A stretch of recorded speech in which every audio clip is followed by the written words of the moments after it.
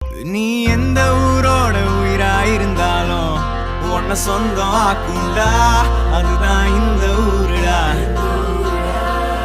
எங்க பீச்சு காத்து மேல பட்டா போதுண்டா, உனக்கு நல்ல ராசிடா, இனி நீ சென்னை வாசிடா. பாவா வந்து ஆட்டோல ஏறி பாத்தியா, அண்ணன் சொல்லு நம்ம